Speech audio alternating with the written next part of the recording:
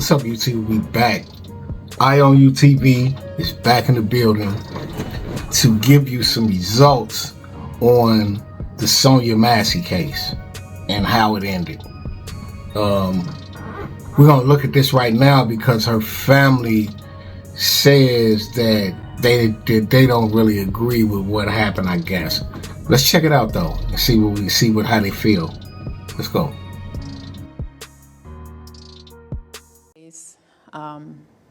A part of the family, you're the father of Sonia Massey.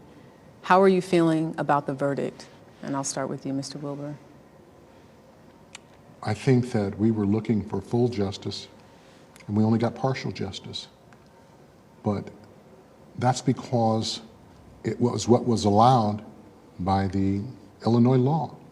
I think that the Sangamon County attorney, John Milheiser and Mary Beth Rogers, they did a yeoman's job of carrying the weight of this massive injustice that was done to my child. And they did all they could. And I'm thankful for what they did. Teresa, you mentioned outside that this wasn't necessarily justice. It was just us. I was devastated. I was very disappointed. As a black woman with a black child and a black granddaughter, Sonia is like a daughter to me. And I thought about Sonia, and I thought of all the women who've gone before her. Sandra Bland, Breonna Taylor, and the list goes on and on. No justice, no peace. I have no peace behind this verdict. It was totally unfair. Hell, a blind man could have saw this. It should have been first-degree murder. They should have thrown the book at him, and they did not. There was not a jury of our peers. Sante, you referred to Sonia as a sister. I know that was your cousin, but how are you feeling right now? I'm devastated.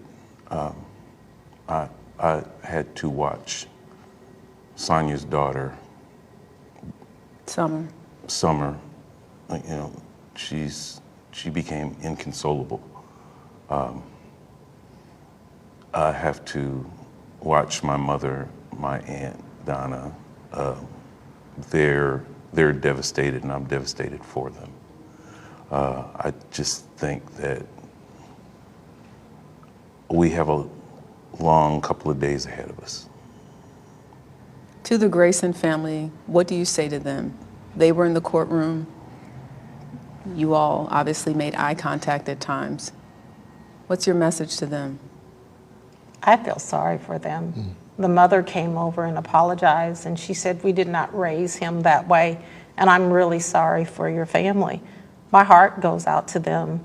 We lost Sonia, but they lost a son, and what he did for Sonia, he has to pay, and they realize that. You're saying Grayson's mother came up to you during the trial? During the trial, and apologized not only to me, but to the entire family, especially Sonia's mother. Wow. What was that like? That's not something I would imagine, were expecting. We did not expect it, but we had been with this family on the other side, watching us, looking at us for months after months after months, and they would mumble, I'm so sorry. But to actually come over and touch us and tell us that they were sorry. There was one point that we didn't think we were going to be able to get in the courtroom. It didn't look like I was going to get in. And guess what? Grayson's mom said, you can come in on our list, because they didn't have anybody over there. But because she felt sorry for the family and they wanted to offer some types of condolences. Knowing how divided this case has been for so many people, is there anything to be gained? Just the fact that they're human as well. And we raise our children, but we don't know how they're going to turn out. And this is the worst case example of how a child can turn out. A monster is what he is.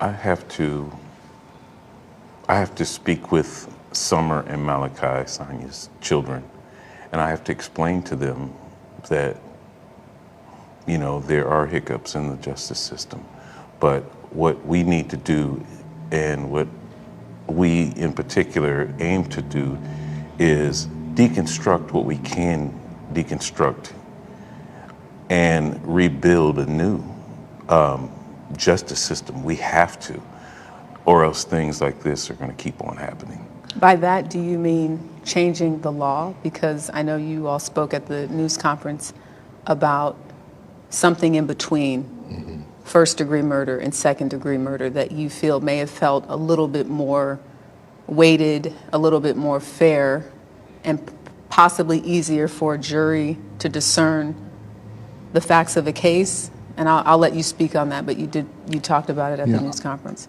I think that because Illinois has been the leader in passing the Sonia Massey bill, that bill says that this job hopping that many counties, cities do, they take a person who's already certified and they allow them to resign rather than fire them so that they can get a job in the next police department and the next police department.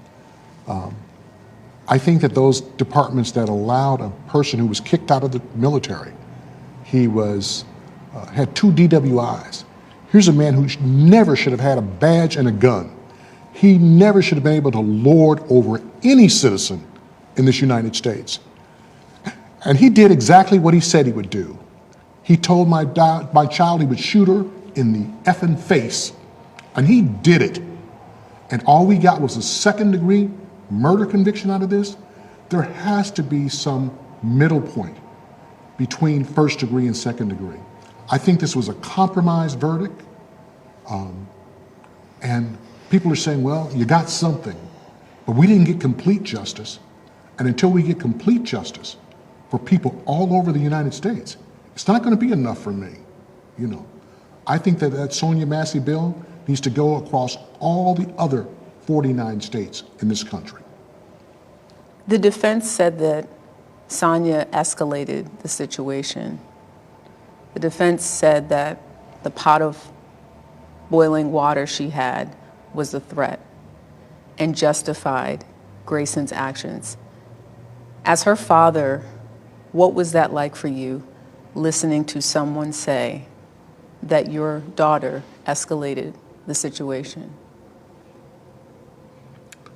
I knew that there were going to be all kinds of lies, and I thought that I had prepared myself for those lies. I think the defense here did a job in muddying up the waters, and they threw enough lies and supposed made up reasonable doubt. They threw things against the wall to see if they would stick.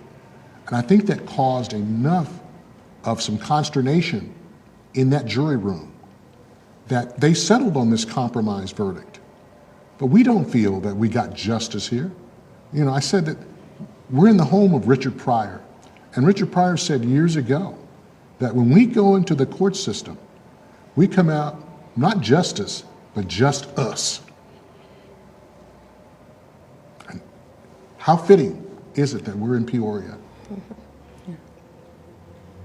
What is your overall message to people who feel as though justice to some extent was served with this verdict?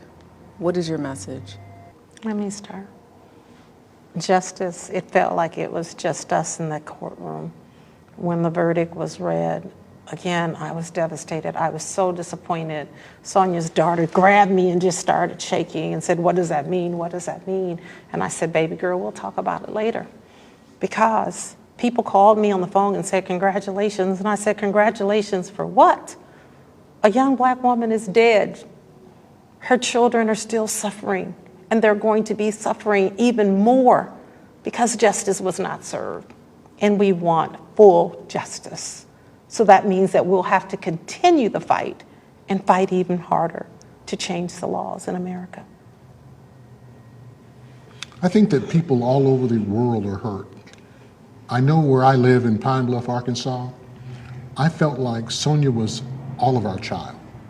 As I walk through my city and my hometown and my county, there is this hurt, and it's like the elephant in the room. Nobody knows how to bring it up and how to talk to me about it. I have a bias, you know. Sonia was my little sister. I I've heard people say, you know, Sean Grayson did what was right. And I hear a lot of people say justice for Sonya. I think that it's a tale of two different mindsets. Some people see Sonya as having a mental health issue. What I saw from the videos, she was very afraid. That's two different interpretations, and we need to meet in the middle, if you ask me. It has encouraged me to want to fight more. I think that we need to change the law in every county of every state in these United States. I don't care if I have to become a congressman, a senator, a mayor, a governor. I'm going to fight for the rest of my life to become the change that this country needs. How much do you all think race played in this case? There was a jury of 8 women, 4 men, 1 black man. I think it played a lot. I think it was the deciding factor. They said a jury of your peers. Whose peers? They weren't Sonya's peers. Grayson's peers, maybe? I think it played a lot. If you could give me your last thoughts or anything that you want people to know as your family continues to heal. You know, I continue to think that sometimes I've cried my last tear. But on those days when it's hard for me and Sonya's sisters to, and Sonya's aunts and cousins and so many people, it's like throwing a rock in a pond, Jerica. It goes out and it keeps going out and the waves keep going out. And it's the kind of hurt that no one can understand. I never thought, as I sat and I listened to other families that were equally suited and going through this kind of hurt, I never thought it would happen to me until it did. But it, I think, gave me a purpose to keep living, to keep fighting for the kind of change that's necessary in our country so that there truly will be one day equality. I gotta keep fighting. Thank you guys so much for your time. Thank you. So, in conclusion of this trial, officer got 2nd degree. He was found guilty of 2nd degree unaliving. You drop in the comments if you think that was fair and a fair and just judgment. I want y'all to drop in the comments, man, because I want to hear about it. Just my opinion on this, and I will speak on it because this is my channel. She probably wouldn't have gotten 2nd degree, convicted of 2nd degree unaliving if the tables were turned. Again, Sonya Massey, Breonna Taylor, and how many ever other black sisters have been put down. It's a terrible, terrible, and unjust thing for the law enforcement to do to someone like that. I mean, it's very unjust. It's not fair at all. You unalived her, again, like I said in my previous video, over a boiling pot of water. If she hadn't done nothing, she just said, "I rebuke you in the name of Jesus."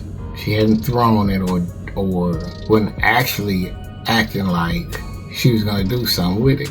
He was scared. He was allegedly scared and feared her throwing the water on him. I'm gonna ask you another question. She called Officer Grayson and his partner for help. She called them for help. So why would he have to do what he did? 2nd degree, in my opinion, wasn't enough. But the court has spoken. That's the way the ball bounces. And I will be reporting more on this case as their family fights back for justice. Drop in the comments of how you feel about this case, man. On a found guilty of second-degree unaliving, just for the court to do. Rest in peace, Sonia Massey. And like, share, and subscribe to Eye on You TV. We're gonna keep looking into this family's way of getting justice for their loved one. Rest in peace, Sonia Massey. Peace.